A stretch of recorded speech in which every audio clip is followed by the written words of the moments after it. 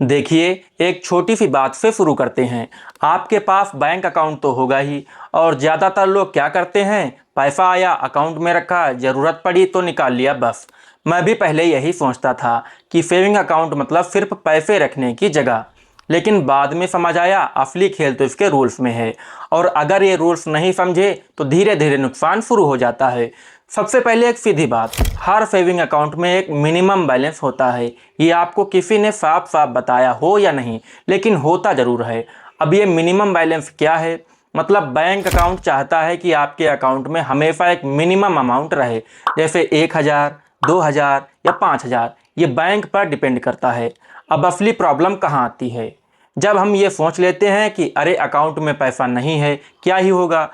यहीं पर गलती हो जाती है। जब आपका बैलेंस मिनिमम से नीचे चला जाता है तो बैंक आपसे चार्ज लेना शुरू कर देता है, और ये चार्ज एक बार नहीं लगता, बार बार लगता है। मान लीजिए आपके अकाउंट में 0 रुपए हैं और मिनिमम बैलेंस 2,000 होना चाहिए था, तो बैंक धीरे धीरे पेनल्टी लगाता रहेगा, और एक टाइम ऐसा आता है कि आपका अकाउंट निगेटिव में चला जाता है। अब आप सोचिए, आपने अकाउंट में पैसे रखे ही नहीं, फिर भी आप बैंक के पैसे देने लगते हैं। ये थोड़ा अजीब लगता है, लेकिन होता यही है। बहुत लोगों के साथ ऑलरेडी हो चुका है, बस उन्हें पता देर से चलता है। एक और चीज़ होती है जो लोग इग्नोर कर देते हैं। अगर आप लंबे समय तक अकाउंट यूज ही नहीं करते, न पैसे डालते हैं न निकालते हैं, तो आपका अकाउंट इनएक्टिव हो सकता है, जिसे डॉर्मेंट भी कहते हैं। उसके बाद जब आपको अचानक ज़रूरत पड़ती है तो ट्रांजैक्शन नहीं होता, और फिर बैंक जाना पड़ता है, केवाईसी अपडेट करवानी पड़ती है, मतलब एक्स्ट्रा झंझट हो जाता है। अब सवाल आता है, इससे बचे कैसे? देखिए, कोई कॉम्प्लिकेटेड चीज़ नहीं है, बस 2 सिंपल तरीके हैं। पहला तरीका है, अगर आपका नॉर्मल सेविंग अकाउंट है तो कोशिश करें कि मिनिमम बैलेंस हमेशा बना रहे। मतलब अगर 2,000 चाहिए तो उसे 2,000 से नीचे ना जाने दें। दूसरा तरीका है दोस्तों, अगर आपको लगता है कि आप बैलेंस मेंटेन नहीं कर पाएंगे तो जीरो बैलेंस अकाउंट खुलवा लीजिए। आजकल कई बैंक ये सुविधा देते हैं जिसमें आपको मिनिमम बैलेंस रखने की ज़रूरत नहीं होती। लेकिन यहाँ एक बात ध्यान रखिए, हर चीज़ के साथ कुछ कंडीशंस होती हैं। जीरो बैलेंस अकाउंट में कुछ लिमिट्स हो सकती हैं, जैसे ट्रांजैक्शन लिमिट या कुछ सर्विस लिमिटेड होती हैं। तो ब्लाइंडली मत खुलवाइए, पहले समझ लीजिए। अब एक और गलती जो बहुत लोग करते हैं, एक से ज़्यादा बैंक अकाउंट खोल लेते हैं और फिर उन्हें यूज नहीं करते।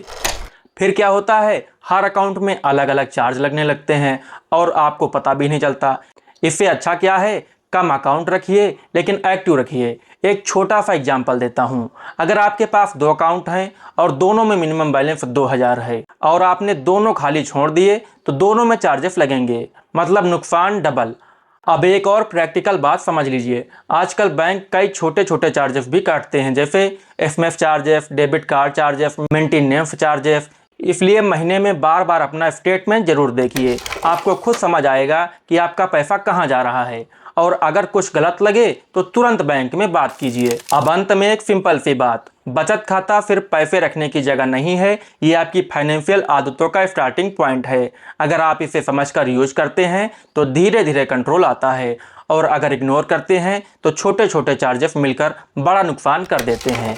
तो आज एक काम जरूर करिए, अपना बैंक ऐप खोलिए और चेक करिए कि आपका मिनिमम बैलेंस क्या है, और डिसाइड करिए कि आपको उसे मेंटेन करना है या जीरो बैलेंस अकाउंट लेना है। बस इतना ही अवेयरनेस आपकी अननेसेसरी नुकसान से बचा सकती है। और हाँ, अगर आपको ऐसी ही सिंपल और सीधी जानकारी चाहिए तो जुड़े रहिए हमारे इस चैनल के साथ। दोस्तों, वीडियो पसंद आया हो तो एक लाइक कर दीजिए और इस चैनल को सब्सक्राइब जरूर कीजिए, अपने दोस्तों के साथ शेयर कीजिए। तब तक के लिए जय हिंद, जय भारत।